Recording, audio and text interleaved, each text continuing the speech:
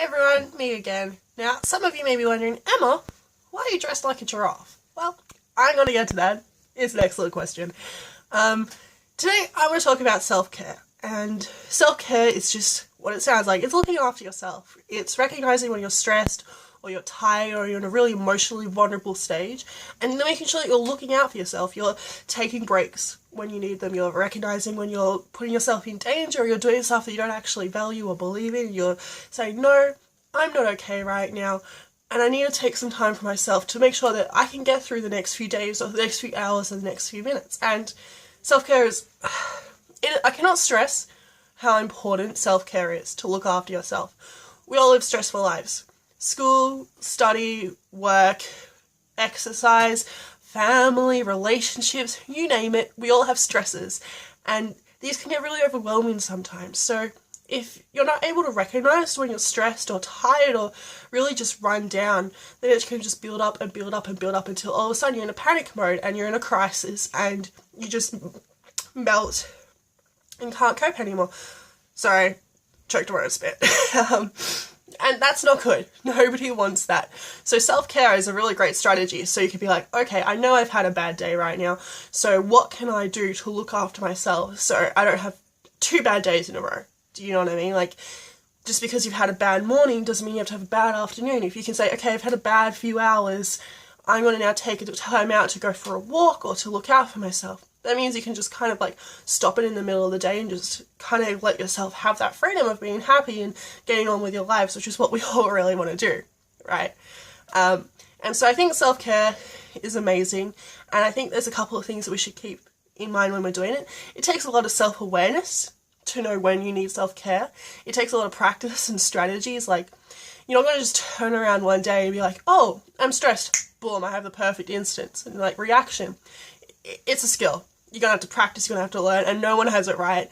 And of course, we're all going to get stressed out and be like, oh, I should self-care, but lol, jokes, I'm not actually. We're human. It's what we do. So being kind to yourself, that's one of the biggest things here. Being kind to yourself and recognizing when you're emotionally vulnerable and when you're not okay. We have this thing in our society where we're like, oh, hey, how are you today? I'm fine, thanks. How are you? Oh, I'm fine. How often are you actually fine? You might be tired, you might be stressed, you may not have slept all night, you might be like up to here in debt or like ridiculous amount of pressure, but yeah, you'll still say you're fine to a random stranger. And to a stranger, you may not want to open up about your deepest, darkest secrets or how terrible your life is at the moment. But you should always do that to yourself. You should always be like to yourself, actually, I'm not okay, and I do need to look after myself, and I'm not alright right now. And this is where self-care comes in, because it's like actually recognizing it and then acting on it, which is a critical stage of like being healthy and like looking after your well-being. Another huge thing about self-care is recognizing that what works for me is not going to work for you.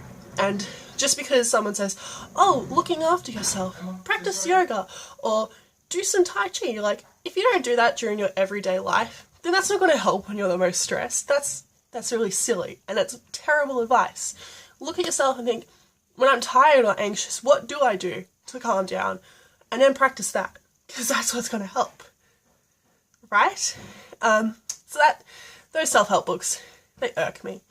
And something else I think should be really useful is like when you're a friend and you know that someone's stressed out, don't tell them off for looking after themselves or what they have to do.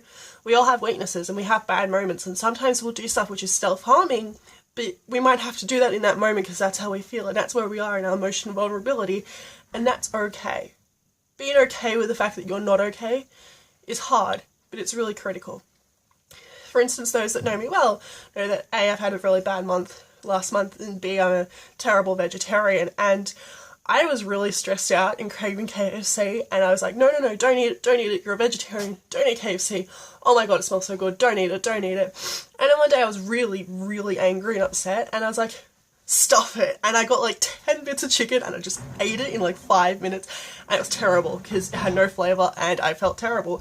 But I also recognise that doesn't mean I'm not still committed to being a vegetarian, and it doesn't mean I'm not going to like continue to do that months after the fact. It just means that in that moment, in that time, that's what I had to do to look after myself, and I'm okay with that. And that sort of kindness and stuff, it's hard to develop, but it's really important.